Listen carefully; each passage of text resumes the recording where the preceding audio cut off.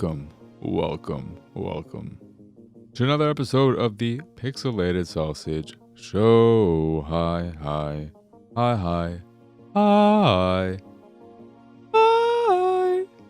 How are y'all doing, everyone? I'm, of course, your host, Mark Krishnez. Did I already say this? Oh, shit. If I said that twice there, I can't rewind and check, but if I literally did that, if I somehow forgot I said that once before in the span of 30 seconds, less than 30 seconds, oh boy. Early onset Alzheimer's? Can we say? We can say. Hopefully not. Get on your shit, Sonny. Get that cure out. But I am Mark Krishnez, who you can find pretty much everywhere at PX Sausage, of course. And the site, all that good jazz, pxsausage.com. I'll get you links to everything. We'll talk about that later at the end of the show.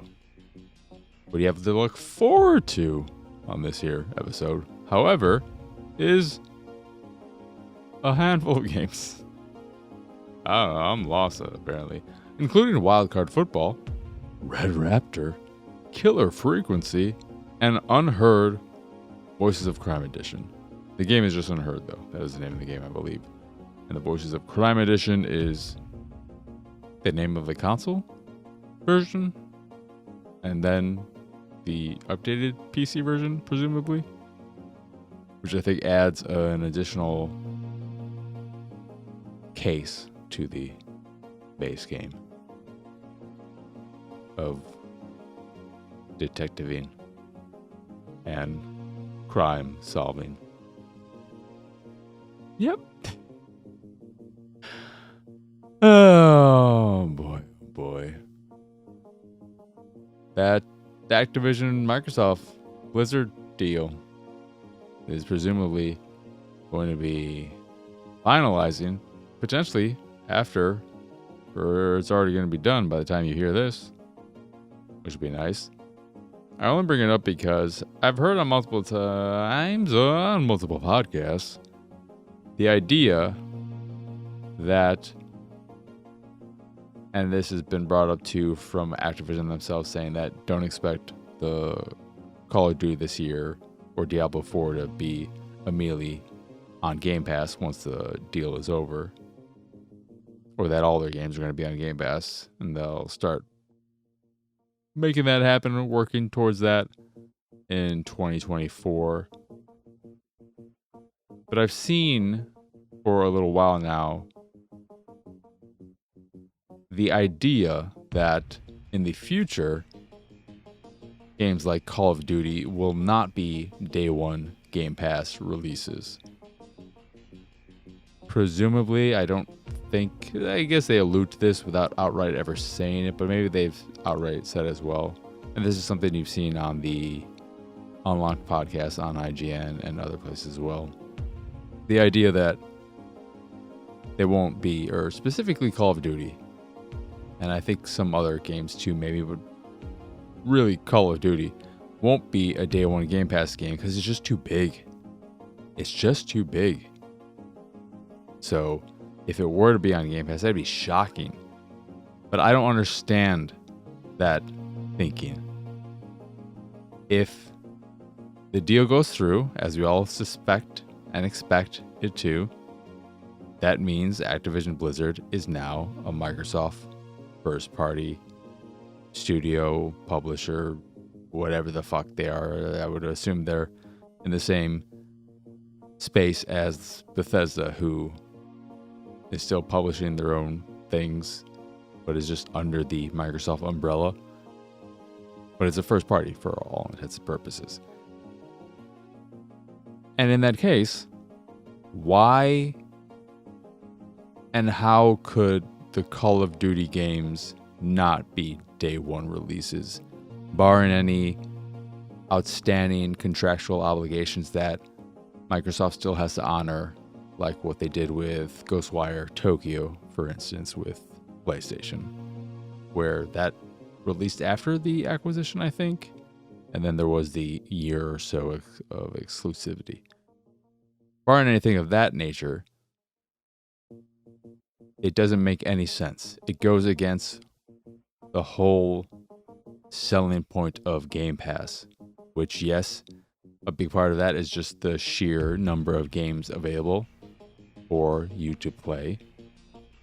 But it's also the promise of all first-party games available day one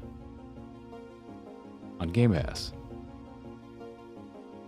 If Microsoft owns Activision Blizzard, and then that makes them a first-party company, what? I don't understand it. I just don't understand why it's even a question. Why even bring up the idea, the possibility? It seems ridiculous. If that were to happen, that would change everything regarding Game Pass. And you would suddenly put in so much doubt, and it takes away one of its biggest selling points, because now you've opened up the possibility that a first-party game could not, if it's quote-unquote big enough. If Call of Duty wasn't on Game Pass, then why would I believe The Elder Scrolls 6 would be on Game Pass? You may say, well, Starfield was on Game Pass. Yes, well, Starfield was a new property. Sure, it's from the same studio. It's a mainline Bethesda game, a Todd Howard Bethesda game, but it's also a brand new property that doesn't have a long-standing fan base that's been built up over decades. So it makes sense to put that on Game Pass and get it in front of the most eyes as possible. With Elder Scrolls 6, it's a pretty fucking safe bet that that game is going to do well. You don't need to put in Game Pass. You're going to buy it. So why do it? Because that was the promise you made. If you start going back on that, what the fuck are we even here for? Then Xbox might as well just fucking throw in the towel and say we give up. Never mind. We just bought Activision Blizzard because why not, before burning it all to the ground. That's enough about that. Let's get on to what I've been playing. Starting with Wild Card Football.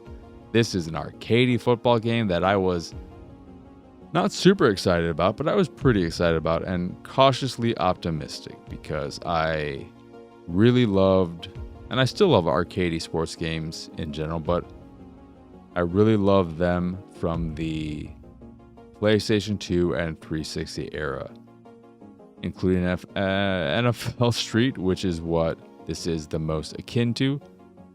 But I was especially fond of I've talked about these numerous times in the past, the Midway games from the PS2 era of Slugfest, MLB Slugfest, NHL Hits. Red Card, I don't think Red Card had any relation to a specific league. I don't think it was MLS Red Card or FIFA Red Card or anything of that nature.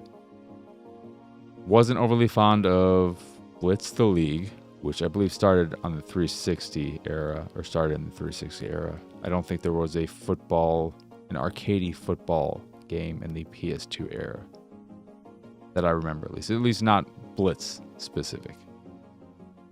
But I adored Slugfest Red Card and NHL Hits. They were so good. I wish we could get ports of them. I know there are many, many reasons why that would never happen, but they were very, very, very, very good. I think the PS2 era is the peak of sports gaming, because we had the NFL 2K series, which is still my favorite NFL series. Madden, it's like MLB The Show. It's the only thing there, and we're stuck with it. We had all the good NCAA football games. I was a big fan of MVP baseball. FIFA, I guess, was the main thing. Maybe there was a closer competition between FIFA and, was it called Winning 11 then? Did it become PES or whatever it was during the 360 or last generation? I'm not a huge soccer person. But on point, back to the main topic, which is wildcard football, I was cautiously optimistic and hopeful that it would be a return to that, or return to NFL Street, and deliver a good time. Oh, God.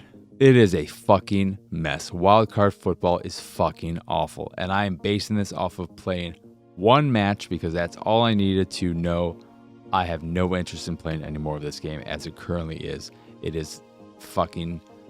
It also doesn't matter because you can get what there is to get from a single match. You don't need to see what the campaign career mode is like, because who cares when the core gameplay is as bad as it is for various reasons. There's the career mode, exhibition mode, and online play, and a season mode as well. And that's all there is in terms of modes. So I'll just get that out of the way. But the core gameplay is awful. It is so bad. For one, the pacing is incredibly slow. It takes forever for matches to play out because the timer is constantly pausing or giving you so much time to pick plays and deal with the systems that a minute and a half long quarter will take you 5 times as long, if not longer. Because the way the timer works is, if the last play was downed inbounds, so just to throw this out there, in case anyone is not familiar with football, you might be a little bit confused, in which case you should just skip to the next game because you don't care about this game anyway. Let's not fool ourselves. Let's not kid ourselves. If you don't care about football, you don't care about this. And you shouldn't care about this. If you like football, you shouldn't care about this. But if the last play was down inbounds and the clock is continuing for the offense, the clock will continue the playtime until they select their play, in which case, unlike other football games where both offense and defense are selecting their plays at the same time, the offense first picks their play, and then the defense gets a turn to pick their play. And they don't have a short amount of time. They have their own 25 to 30 seconds to pick a play. And during that time, the clock is not going down, obviously. And that prolongs quarters and the match as a whole. And then after both teams have picked their play, that is when the wildcard selection comes into play. This is another 30 or so seconds to decide what wildcards you want to play, if you want to play any, which use energy that you get back after every down, I think. And this system is clunky, kind of a waste of time, and just an additional tedium that makes everything feel much slower than it needs to. But this wildcard phase is where both teams pick wildcards that they have in their hand. You can throw some out and draw some more if you want. But these are cards that give you various abilities like increased speed, increased strength. You can do the same to your opponents. You can decrease their speed, decrease their strength. There are more over-the-top power-ups that you have to initiate during a play that allow you to turn into a giant and just smash over the opponents, or add bumpers, pinball bumpers to the playing field if you're on defense to make it harder for the offense to try and navigate the field if they were successful in their play. And it's a kind of neat system, but it doesn't really add that much to any of the matches, especially when so many of the cards are just faster, stronger, better, Daft Punkier. And that just, again, prolongs the duration of plays and quarters and games. Then the actual gameplay is somewhat fast, and plays usually end up happening and ending fairly quickly. Then you go on to this long, drawn-out play picking, wildcard picking, again. And because of that dichotomy, that contrast of short plays but long play, pre-play settings, whatever, it just makes the whole thing feel incredibly slow.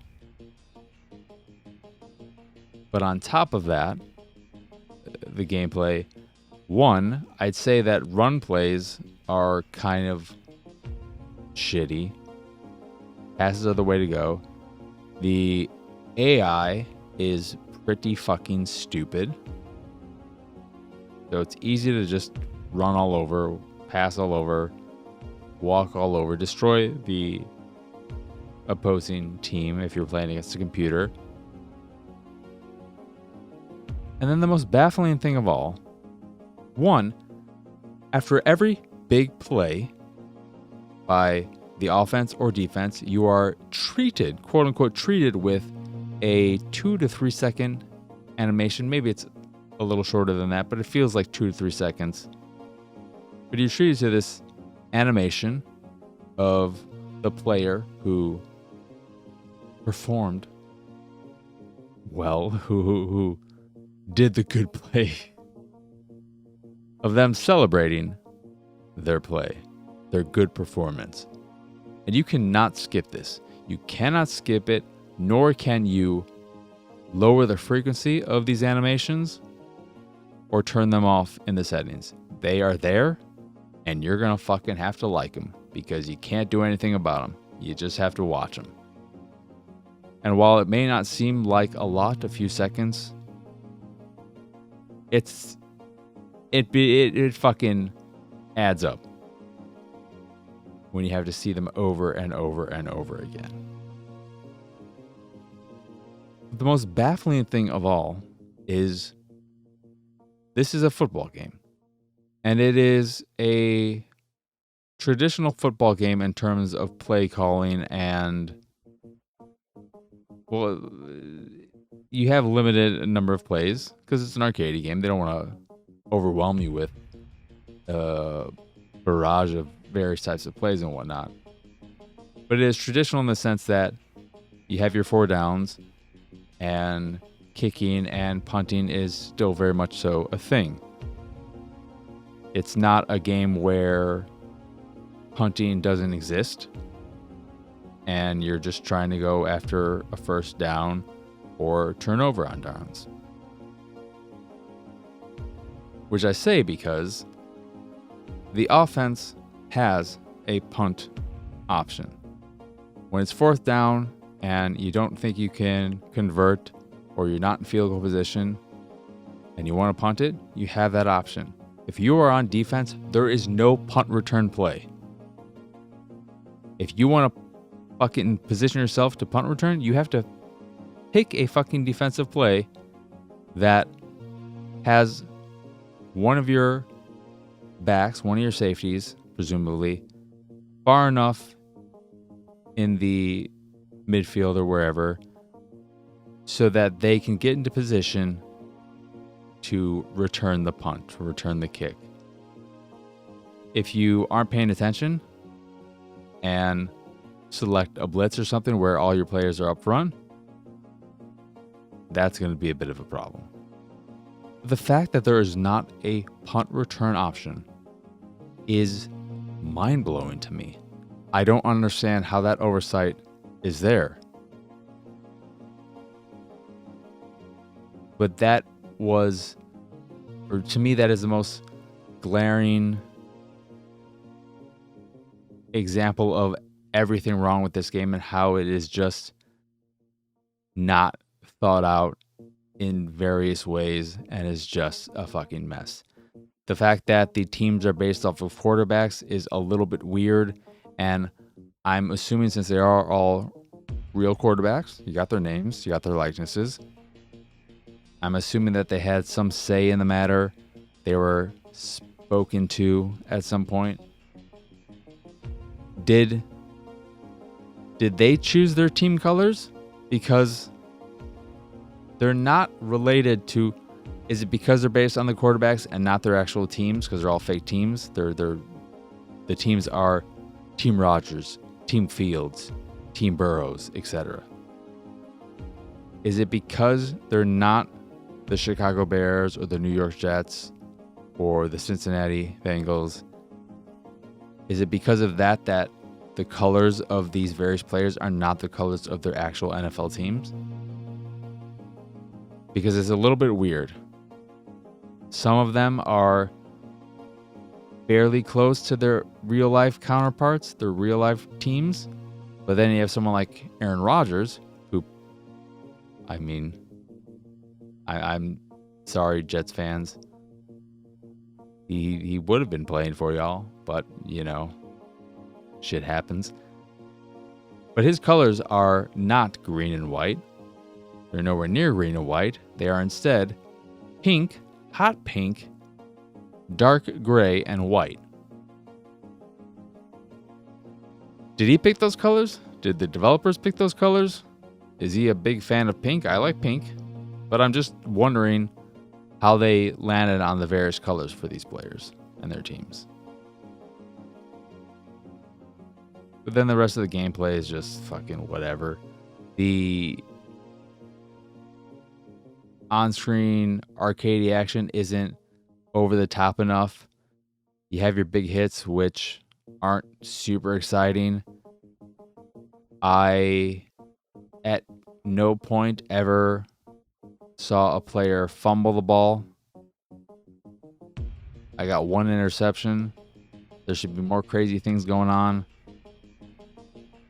The fields are pretty standard and boring. It's just... It's so bad. Such a disappointment. Gameplay, when you're actually in the game, not super fun. Wildcard system, kind of interesting, kind of neat conceptually. In practice, is just this extra clunky thing that doesn't add a lot to the actual game in most cases, to the plays in most cases. And then the whole thing is just bogged down and slowed down by constant stopping of the clock for allowing this and that. And it's just... It's not good. Do not recommend, sadly, as much as it pains me to say. That's wildcard football. Next, we have RedRaptor, which is a vertical scrolling shmup that is pretty bland and forgettable. The first area is poorly designed in that one of the things you're doing, and the way the game works is only the campaign is unlocked at first. The arcade mode is locked, and you have to get through it to unlock that arcade mode. And one of the things you're doing is collecting coins, which you can then use to upgrade your ship for future runs, so you can make your guns more powerful, add more projectiles, give yourself some more health, etc. And one of the weird things about the first area is that coins are gold, as you'd probably expect. That's the usual color of coins in games. But then the enemy projectiles are also pretty much gold. So when there is this mess of projectiles and coins on screen, it's not super clear what you should be avoiding and what you should be collecting. You don't have to worry about collecting the coins because they just get automatically sucked to you. But that means they're coming at you in the same way at the same point that all these bullets are coming after you. And you have to just try and avoid everything. Thankfully, that's just a first area thing, and the second area, I believe the projectiles are purple, so it's not a constant problem. But that was something that immediately stood out. Then the ship movement of your ship, it's not entirely smooth, so it feels a little bit clunky to move your ship around the screen. But more so than that, the gameplay, the shooting, the enemies, it's all pretty bland, uninspired design, dull boss fights, dull environments. One of the things that is usually a standout in games like this is the music, and I do not remember the music at all. I'm trying to think back on what it was, and I cannot think for the life of me what the music sounded like.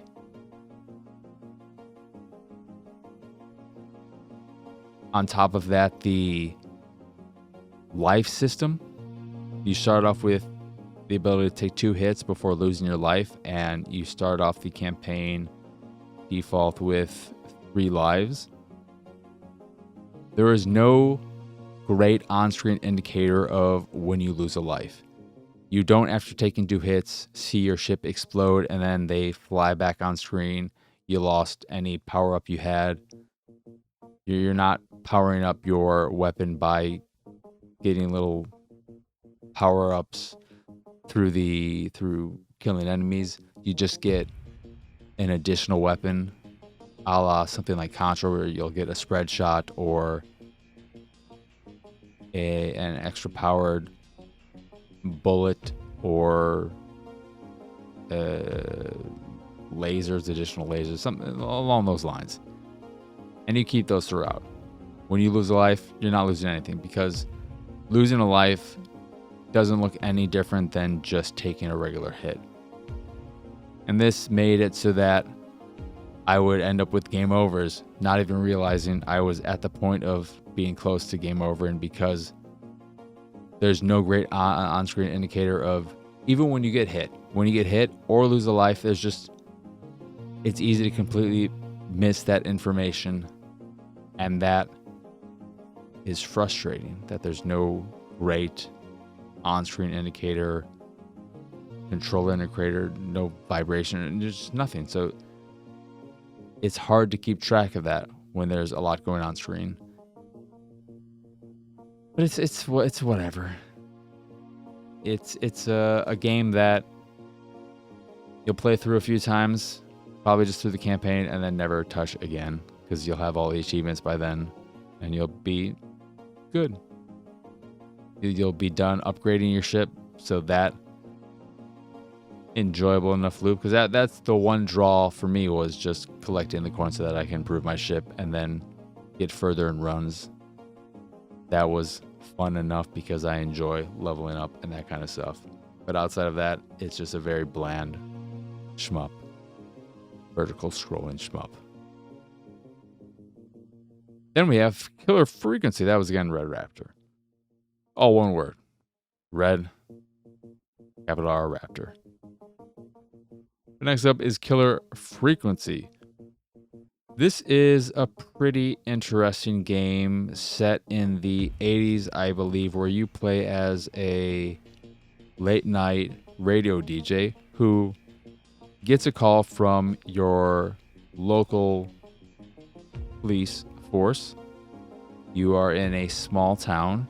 You yourself were a former DJ for, I believe, a Chicago radio station. So you were from the big leagues, and for some reason, you are now down in the minors of a small town where you average 35 listeners a night. And you were used to getting 5 million, you like to bring up. But during this night, you get a call from the local authorities that the sheriff is dead, the deputy is wounded during the process of the call, and you are needed to take the role of 911 operator and take incoming calls because there's no one else to do it. And you being a radio DJ, have experience doing that, taking calls and talking to people. And why this is the case is because there's a serial killer on the loose, the Whistling Man, who was someone who was killing people 25 or so years ago in the game's world. I think they killed a dozen people and then presumed dead, but now they're seemingly back.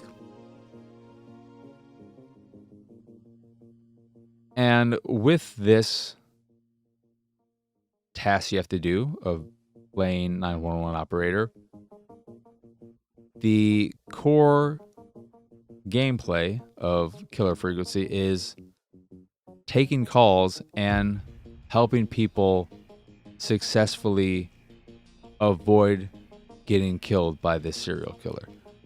So when the sheriff calls you, or I'm assuming she's another deputy, or she's the operator, I think. And when she calls you, she's dealing with the killer, so you have to give her some advice. She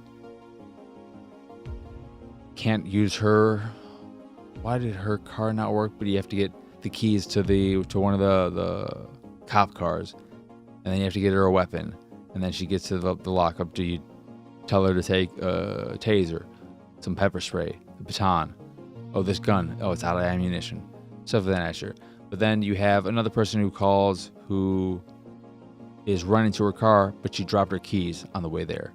And you have to help her hotwire her car so that she can get away. Then you have another case where an office worker, the killer's there, and you have to help him escape.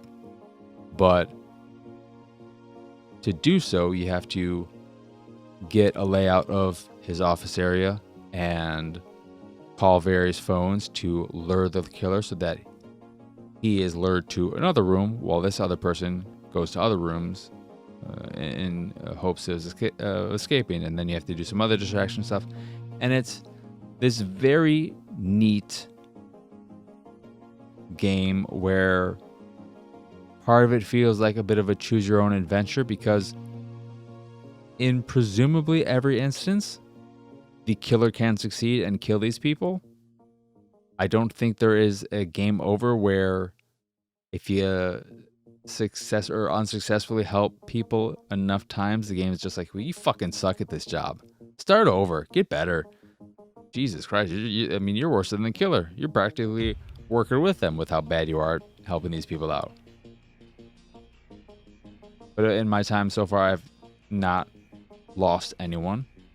Knock on wood, fingers crossed. Don't want to lose anymore. But it's a really cool idea of talking these people through their situations and doing what you can to help them. You're initially locked to your DJ room, but as the game progresses, the area that you're able to explore opens up, and you have to do things like with the person in the office room to get a map of the area. They draw one out for you and then they fax it to you. Then you have to go to the office room, pick up the fax, and then you use that and the extensions of the phone lines to help them out, as well as get information from the map, like where the fax machine is, because they don't tell you what room they're in to begin with. You have to figure out that, okay, they just sent me a fax. There's only a fax machine in the boardroom, so that is where they are to begin that area. And with the lady who is needing help hot wiring her car, you have to find something that'll help you in that case, and you have to find the magazine from the car enthusiasts, the host of the car enthusiasts show, that has an article, a 2-page spread on hot wiring a car if you need to. And then you have to talk her through it and get her to provide you with the information you need so that you don't give her the wrong information, so she can successfully hot wire her car. And it feels, and that one specifically, and both of them, it kind of feels like those games where one person, and this is funny in just the sense that, one, this was originally a VR game. It was designed for VR, which is part of the problem, or it becomes a bit of a problem in terms of the way the game actually works and plays out, and the core gameplay of it, of what you're actually doing. But it reminds me of games like Keep Talking Nobody Explodes, or the game I talked about, was it last episode? Was it Escape Room 2? That is Escape Plan 2? So those games where one person has to do something while another person talks them through it. But instead of doing this with another person, you're just doing it with these NPCs.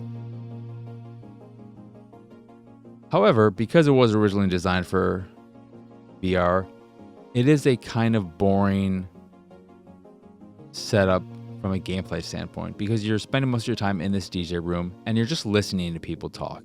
And then you are moving through a handful of dialogue choices that will progress their situation, the story, and so on. But from an actual gameplay standpoint, you're not doing a whole hell of a lot. You will, as I said earlier, you will at times have to leave the room to go collect something, but you're really just leaving the room to go to another room to pick something up and then return.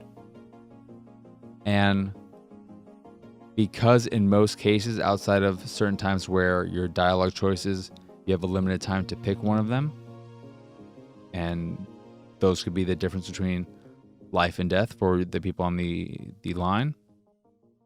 Outside of those few situations, there is no sense of urgency. So when I feel like the tension, there'd be a little bit added to the game if when you take an initial call, a timer was not on screen, but a timer was playing out, because with the lady who needed help hotwiring the car, she lost her keys, and then I had to go find the book to help her out. And I could have taken as long as I wanted to get that book in return and take her call, and it would have been fine. And that is just an example of how there is this lack of urgency, so that I don't feel as concerned with these people's lives, because I don't want them to die, but at the same time, I don't feel like I'm on the clock. I feel like I can take my time for the most part. Because in many cases, too, the dialogue option, it'll just sit there and let you ponder what you want to say when you're going through the hot wiring, giving her the information, and getting her to provide you with the information you need so that you can give her the correct information. Those aren't timed. So there isn't a sense of urgency there either. You can take as much time as you need to figure out what you have to do. And that really cut the tension there, so that I wasn't really concerned about her and her safety, because it was pretty straightforward. I was not going to give her the wrong information, and I was under no time limit that would potentially lead to me making a screw up, to me missing something, because I was worried that I wasn't going to be able to tell her anything. So I was like, oh, yeah, I'm pretty sure it's this one. Oh, shit. Gave her the wrong information. Now she screwed up.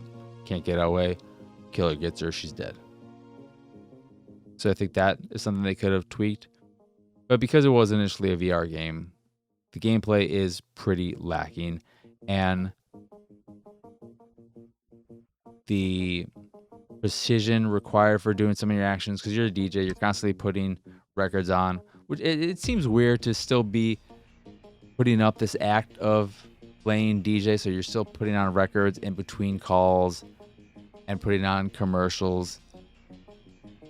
You'll get some people that you'll get some stuff that comes in from outside that is ominous. You'll get an ad that has you, and it's just weird. You're like, what's going on? Because clearly the killer is listening to your broadcast. I mean, or somebody is, because I have not finished the game. But it seems weird. If the killer is listening to your broadcast, then they would know what you're doing. So it can't be. It's not the killer who's listening to your broadcast. Just realize I'm like that wouldn't make any fucking sense. Why is the killer not listening to your broadcast? Why are you still broadcasting? Because I'm not sure if when you're taking the calls, the producer takes them off air. That would make sense. In terms of, you don't want to give away. There may be some plot holes here, but I, despite all that, really like the game for one specific reason. I mean, I like the core gameplay, or the way you are. I like taking these calls and helping people out, even if the gameplay is lacking from a actual input standpoint or whatever you want to say. But why the game works and why I kept playing and will keep playing is because of the strength of the writing and performances. The voice acting is great. It is very, very, very good. And for the most part, the writing is pretty good. There is some cringy-ish, you have a weird personality lady with your jazz running and whatever the fuck you're going on about. But for the most part, the writing is where it should be. And more so than that, the voice acting is very, very good. And it's because of that I wanted to keep playing. It kept me interested, kept me engaged, and I had a really good time with what I've played so far, and I am looking forward to playing more. Though there is a little bit lost in translation in terms of gameplay from VR to regular, but at the same time, super happy we have this option of being able to play a game that was designed for VR, not in VR. I'd like to see more of that happen. For instance, I think especially with this game, you could easily, maybe not, I would say easily, as the dumb non-developer I am, port these to non-VR. Put the fucking Moss games out in a regular version. It's a third-person action-adventure game. I think there are certain ways in which it's designed that it would be a little weird that you might have to... But, come on. Those games are cool. And that mouse is cute. And I want to play him. But that's Killer Frequency. I think it's pretty cool. And on a similar note, we have Unheard Voices of Crime Edition, which is another mystery type of game where you play a detective who is able to explore cases. And I can't remember how the tech works, if it's something you are figuring out pre-crime, post-crime.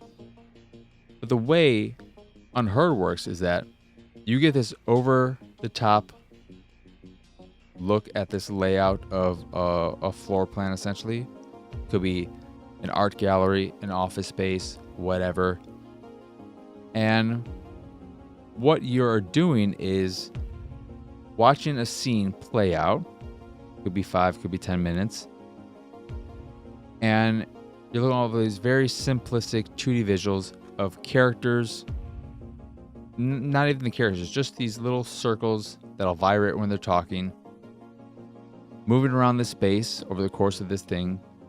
Having conversations.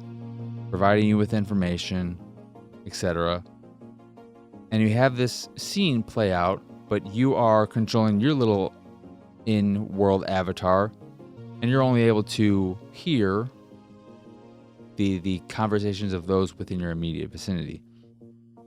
So what you have to do is constantly rewind and fast forward through this scene from various parts of it. So you may follow 2 characters who are having a conversation initially, and then you rewind and follow another character, and so on and so forth. And this is a really neat idea, and it kind of works, but it also becomes more and more tedious the longer the scenarios are, the longer the little things are, and then the more characters you have to deal with, because the initial phase of all of these crimes that you're trying to figure out is the who the fuck are these people stage, where you have to match all of these various, not even silhouettes, they're just these circles. I don't know how else to call them, but these various circles with their respective name. So you're going through, following all these various circles, putting the names to them. And once you get that done, then you have to figure out exactly what is going on. So with the art gallery case, you have to figure out who initially stole the painting and who had the painting at the end of the scene. And how you do that is by first finding out who the fuck everyone is, and then following their conversations, figuring out who has it, who had it, and making sure you have the right information. If you get the wrong information, the scene resets, but all of the names stay in place, which is nice. But it also means there's not much of a penalty for falsely or for getting the case wrong, which, like in, I forget what game I played recently that had that same thing. It does take away a bit of the, whoa, God, I better make sure I get this right, because if I get it wrong, there's going to be some kind of penalty. No penalty, which can be nice or can be, depending on your take on that, can take away any real stress or challenge to the situations. But with that art gallery case, you had to figure it out, and it was a little fun in the end, because I initially screwed it up, not realizing or not really thinking the whole thing through, in that I picked the person who initially stole the painting and then the person who had it at the end, except I forgot the fact that the person who had it at the end was stopped by security, and they got into a confrontation with the security guard, and eventually was just like, fucking here, just take the fucking painting, I'm out of here. I don't want to deal with this. It's not worth it. So actually the security guard had the real painting in the end, which is something I didn't realize. I didn't put two and two together the first time I was picking the two options. That was a little fun. But as neat as it is of an idea, it does start to become tedious, especially when you start dealing with a dozen plus characters in these various scenes of 5 to 10 minutes, and you're just watching these scenes play out over and over and over again. Yes, you are seeing them play out through different perspectives, through different characters, from different parts of the environment, and you're getting new details each time, but it's still the same thing that is just, after a time, it becomes, all right, I'm a little sick of this scene. And you, at least with me, I was, with every single scenario, every single crime that I dealt with, by the time I had figured out what was going on, I was able to complete them, I was more than ready to move on to the next case. I was more than ready. And what's a little annoying, a little bit of a slap in the face, is that when you complete a case successfully, you are then shown a little recap type video that you cannot skip. What is with these games and having these things you can't skip? That was a little bit annoying. But ultimately what kills Unheard for me is the voice performances. Since this is sort of like Killer Frequency in many ways, a lot of it is based off of a lot of the game is based off the voice performances, and hearing these characters divulge their information and all of that And unlike Killer Frequency, the voice acting in Unheard is, for the most part, not that good. And in some cases, pretty fucking awful. With a lot of over-the-top performances that are ridiculous caricatures that are not fun to listen to, are just annoying. Like in the art gallery scene, for instance, which has one of the worst versions of this. You have the artist, who is a Frenchman, I'm guessing, because their voice was very, oui, I am an artist. I like the drink of the wine and make it a painting. But it's on that level. They're not, the gamut is wide. They're all over the place in terms of performances. Some are okay, then some are you're adding, you're putting on a little bit thick there, and then some of them are of that French caricature nature, which is just really hard to listen to. And because of that, it does make dealing with these scenes and these characters and having to listen to them repeatedly and go back and forth and rewind and scrub through these scenes, it can make that whole experience more frustrating and tedious and annoying than they should be, which is unfortunate because I really like the idea. Conceptually, I think I like it more than Killer Frequency, but because Killer Frequency has those really strong performances pulling you in and keeping you invested, it ends up being the better experience. It's a much more polished game. But also Unheard, I think, is only $10. It's not a long game either. But I think in both cases, Killer Frequency and Unheard, if either of them or both of them sound like interesting ideas to you, I would recommend checking them out. Of course, don't check out Wildcard Football. RedRaptor, who gives a shit? I mean, RedRaptor's fucking, it's a fine, whatever, forgettable shmup. But Killer Frequency and Unheard both have their weak spots, but ultimately I think they're both worthwhile experiences, which is nice. It's nice to have those. But if I had to pick one, I would pick, if I could only, or you only wanted to play one of them, I would pick Killer Frequency. So it is $25 or $30. There is a significant uptick in price. So if you just want to pick something on the cheaper side, Unheard, worthwhile experience. It has its issues, but it's still a cool little game. But that is it in terms of what I've been playing, so that will do it for this here episode of the Pixelated Sausage Show. Once again, I am Marcus Nez. Y'all can find me pretty much everywhere at PX Sausage. If you enjoy this here show or any of the stuff I do and what have you, you can support me and my nonsense over at patreon.com/PXS. Please join.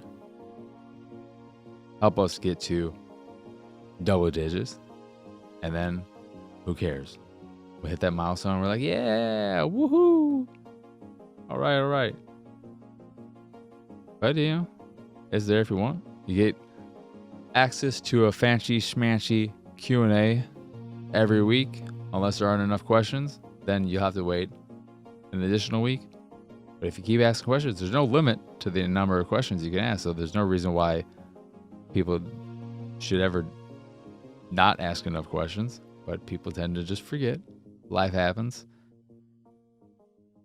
But you get access to that. That's a good time. Maybe. Hopefully. I don't know.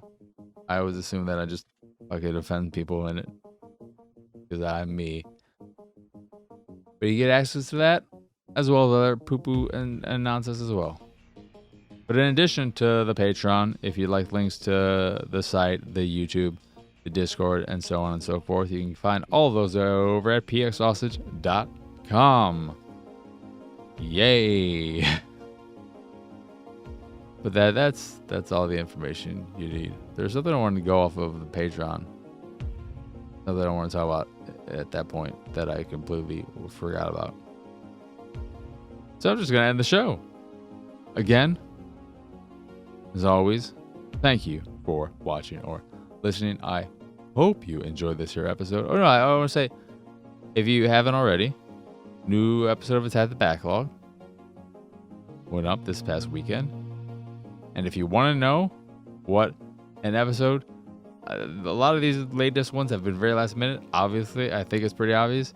But if you want to see / hear what an episode of Attack the Backlog looks / sounds like, when I write, edit, record, not in that order, write, record, edit an episode 5 hours before posting it,